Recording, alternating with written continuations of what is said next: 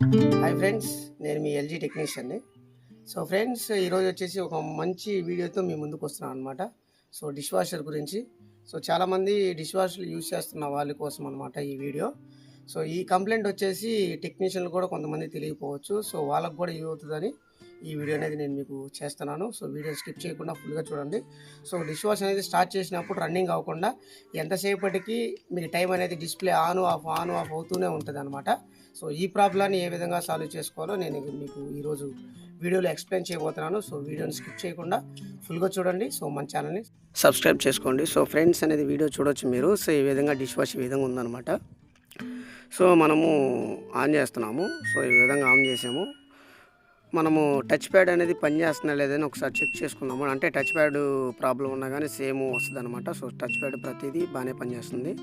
So start అనేది మనము ఈ విధంగా ప్రెస్ చేసినప్పుడు స్టార్ట్ దగ్గర ఎలుగుతూ ఆరిపోతూ ఉండి ఇక్కడ ఎలుగుతూ ఆరిపోతూ ఉంటే స్టార్టింగ్ ప్రాబ్లం ఉన్నట్టు అనమాట. అంటే start button పనిచేయట్లేదని.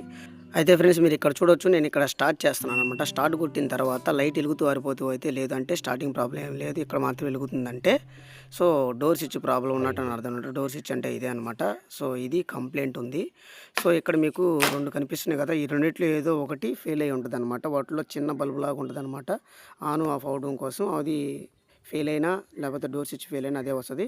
So friends, first మీరైతే డోర్ స్విచ్ అనేది క్లీన్ చేయండి. అయినా కానీ ఇదే ప్రాబ్లం రిపీట్ అయితే డోర్ స్విచ్ అనేది రీప్లేస్ చేయండి. సో ఇప్పుడు రీప్లేస్ చేయలేదు, క్లీన్ చేశాను, చెక్ చేస్తున్నాను. ఒకసారి ఆన్ చేశాను, స్టార్ట్ బటన్ అనేది ప్రెస్ చేశాను.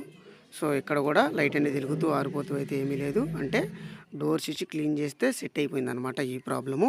సో ఈ విధంగా డోర్ స్విచ్ రీప్లేస్ అయినా చేయొచ్చు, లేదా క్లీన్ చేసినా ఈ ప్రాబ్లం అనేది సాల్వ్ అనేది అయిపోతుంది. సో ఇలాంటి ప్రాబ్లం కానీ మీరు ఫేస్ చేస్తే ఇదే అనమాట కంప్లైంట్. డోర్ స్విచ్ మాత్రమే ప్రాబ్లం అనమాట.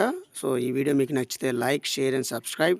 ఇలాంటి టెక్నికల్ వీడియోస్ కావాలంటే మన ఛానల్ని సబ్స్క్రైబ్ చేసుకోండి. ఎలాంటి కంప్లైంట్ ఉంటే కామెంట్ చేయండి.